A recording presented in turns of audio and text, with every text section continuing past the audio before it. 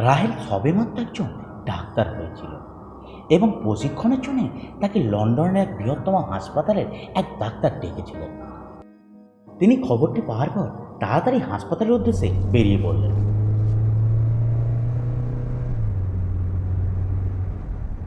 তিনি সময় মতো হাসপাতালে পৌঁছে গেলেন। প্রশিক্ষণ শুরু হওয়ার আগে তার অনেক পুরনো বন্ধুদের সাথে দেখা হয়ে গেল।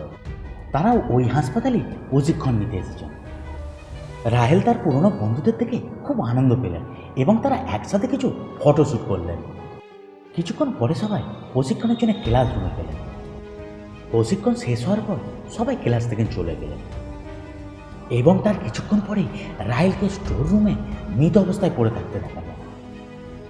এরপর হসপিটাল থেকে গোয়েন্দা মেহুলকে কল করা হয় এবং রাহেলের মৃত্যুর তদন্তের জন্য তাকে হসপিটালে আসতে বলা হয়।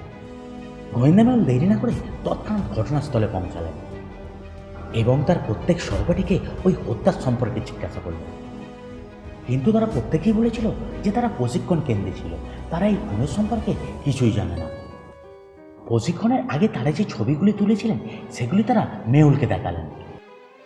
প্রশিক্ষণের আগের ছবিগুলি দেখে এবং এদের প্রত্যেককে দেখে ডিটেকটিভ মেহুল তো তৎক্ষণাৎ বুঝে গেছিল যে কে রাহেলকে হত্যা করেছে। কিন্তু জিনিয়াসরা কি বলতে পারবে যে রাহেলকে কে হত্যা করেছে? ভাবো ভাবো।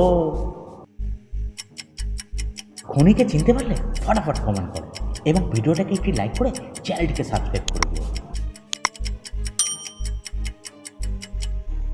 প্রশিক্ষণের আগের ছবিগুলোতে দেখুন ডক্টর ইয়ের আইডি কার্ডে একটি দড়ি লাগানো ছিল, কিন্তু হত্যার পরে তার আইডি কার্ডটি তার পকেটে রাখা হয়েছে এবং আইডি কার্ডের দড়িটি রাহেলের মৃতদেহের পাশে পড়ে রয়েছে। তার মানে এটা পরিষ্কার যে ডক্টর ই রাহেলকে হত্যা করেছে এবং হত্যা করার সময় ধস্তাধস্তিতে তার আই কার্ডের দড়িটি ছিঁড়ে ওখানে পড়ে গিয়েছে।